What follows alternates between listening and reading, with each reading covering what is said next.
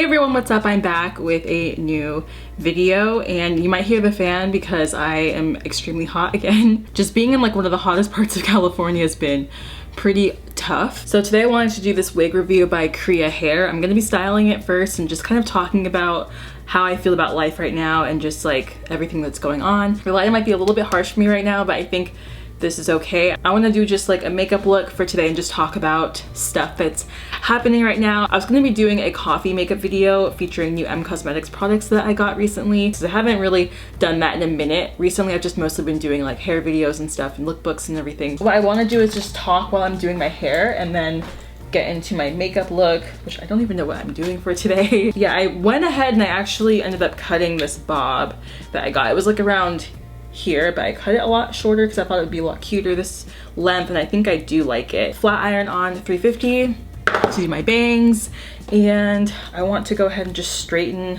the back. Also, I have some flyaways going on too. So I wanted to just kind of talk to you guys about what I've been feeling about quarantine lately, and as to why I've been feeling very unmotivated, very uninspired. As of recently, I just have been feeling very much out of it, and I think it's just because in my head I just had this thought like, okay, I know things are not going to be good for another 2 to 3 years, and this is my timeline. I know other people have different views of when we're going to be out of this whole thing, and I just don't think it's going to be anytime soon. And I know several other people have my mindset. I just think realistically people don't have it together in their heads of when this is going to be over, and they feel like masks aren't important. They feel like it shouldn't matter, and people that are more higher risk should stay at home. But I feel like those are the same people that are going to get sick if they haven't already. And that's how it gets a lot of people. And I'm not saying I've been seeing videos like that. I've been seeing people in the comments, like when people are talking about getting sick or the importance of wearing a mask, they've been trying to say that it's not important and that we shouldn't be worrying about wearing masks at a time like this. And I'm just like, those are the ones that I personally want to get sick, putting other people at risk, and it's just really unfortunate. I need a mirror really quick.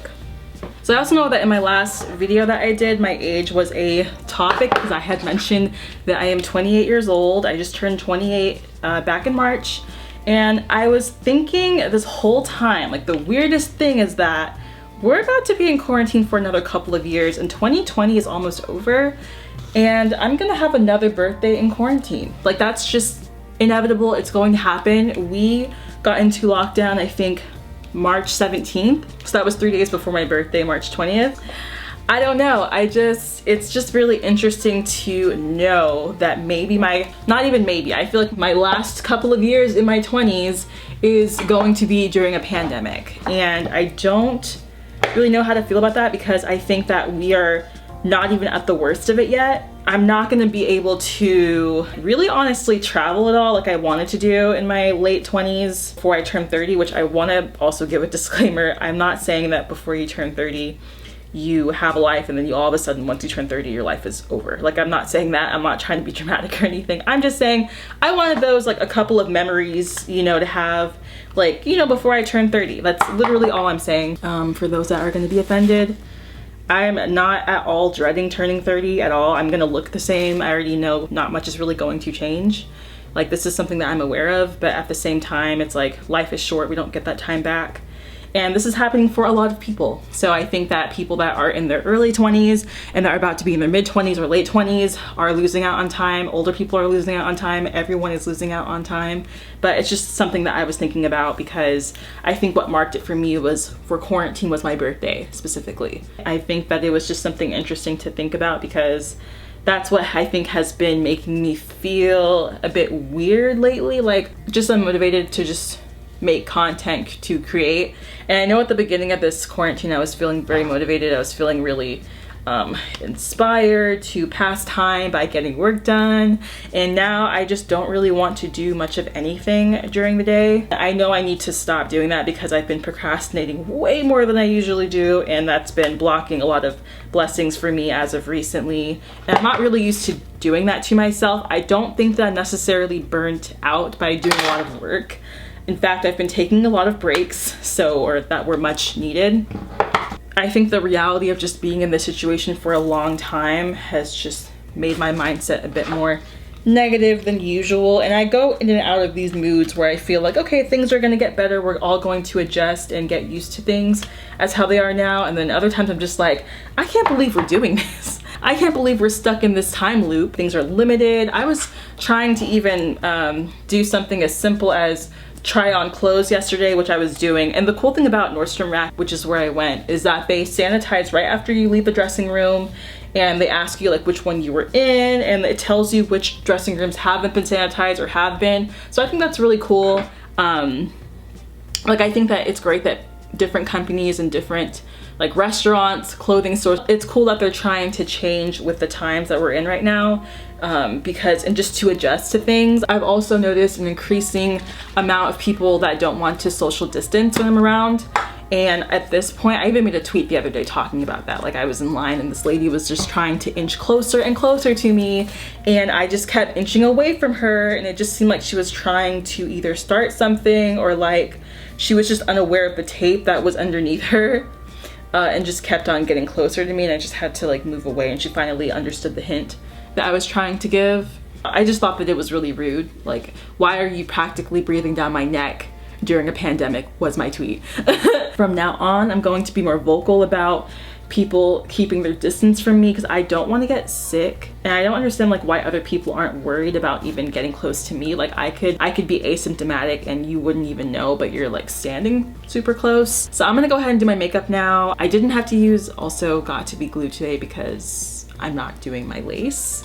I do have an elastic band with this wig, so I'm just gonna leave it like this. But if I was going outside, I would definitely probably do something to the lace so I could, in case there was like wind or anything. Can't really trust our country right now as far as how we're handling this pandemic, and also as to why California is like on the top list of people getting infected. Like that's a bit scary for me. Going to be putting my bangs back here. I'll probably have to restyle them after this. Also, I just decided to talk about Love Island while I'm doing my foundation at the very least, because I did do a bunch of Instagram stories that you guys saw and you were pretty excited about me watching the show. I saw a bunch of things on Twitter and people were really upset about the first episode of season 2, I think, of the American version of Love Island. And basically the only character that I really kept track of was Justine. I'm pretty sure that's her name. Not sure. The other characters, I don't really remember their names that well. But I will say that it was very awkward for me to watch that because I feel like I've been in situations like that, not necessarily related to any love interest or whatever, but I have felt the feeling of just not wanting to be picked, or the feeling of not being picked when it comes to other races. When you're like in the same room. The way that they handled, or the casting directors or whoever handled casting for that first episode was just terrible to me. Every single person was white or white passing. And basically, if you don't know what Love Island is, it is a dating reality TV show. People are able to pick who they like or who they're interested in, and they become a couple on the show. So tell me why they had like one black girl out of like 4 or 5 other white girls on the show. They made it so that the men had to pick which girl they wanted, which I feel like it should have been the other way around anyway, to be honest. This is based on solely looks. I feel like a lot of the times you're going to get the last pick or the least amount of attention. And in that first episode, I just saw a few things that I didn't like. First of all, again, Justine did not get picked, and none of the men picked her. I think there were like 3 black guys or something, and then the rest were 2 black guys, and then 1 extra black guy came in at the last second of that episode, and then the rest were white dudes, and none of them picked her. None of them were interested. And I think this has to do with colorism. I think it has to do with because she was dark-skinned, and I think that has to just do with a lot of issues with race, in my opinion. And also, none of the black men at that chose her. And throughout the episode, you'll see like when none of the other white women really wanted them, they were kind of using her as like a second option or like a last option. And that just made me feel a bit triggered, and it also triggered a lot of other people that were watching the show. Maybe not want to continue watching it. I just watched it strictly for commentary for this video, or for a video that I wanted to do on my channel. And then Instagram ended up deleting some of my videos that I posted commentary on, which was dumb because I was literally recording on my phone. I was recording my laptop and me watching it. I guess there was some copyright issues or something like that. So I couldn't really give much commentary after that. So I just saved it for this video. I just feel like another thing that I didn't like in the episode was one of the white blonde girls that was talking to her and asking her how she was feeling after the whole picking thing had ensued. Just how she felt about what was happening, and like Justine starts crying and just says like this always happens to her. White girl that was trying to console her says, well, maybe the guys are just intimidated by you. And this is what I was talking about in my last video about Black women and femininity and people being intimidated or having this idea about us. The girl that was trying to console her didn't even realize that using the word intimidated is also a very hurtful thing. Saw that and I had to like turn it off for a few minutes and then watch it again because I was like trying to remind myself that I was just doing this for commentary. It's just such a trash move on the girl that was trying to console her on her part, and also of the casting, like of the show itself. And apparently this is not a new thing. In the other seasons of Love Island in the UK, they always pick like one Black girl and it's always just a ton of white people, and it's just really uncomfortable to watch. And I'm sure for the person that was being casted, it was also very uncomfortable. And the thing is like she was so pretty. Whoever did the casting, you're trash. They brought another Black girl in the second episode. I feel like they just knew that they had to do that because of what happened. I'm gonna use the new Laura Mercier translucent honey powder. This is it claims to have no flashback, so we'll see. Probably tune in for maybe more commentary on my Instagram. So if y'all don't follow me on Instagram, it's instagram.com/Timaloveslemons. I'm gonna just put on some music and then do the rest of my makeup, and I hope that you guys enjoy it. And then I'll be talking about this hair and where I got it from and all of the details of that.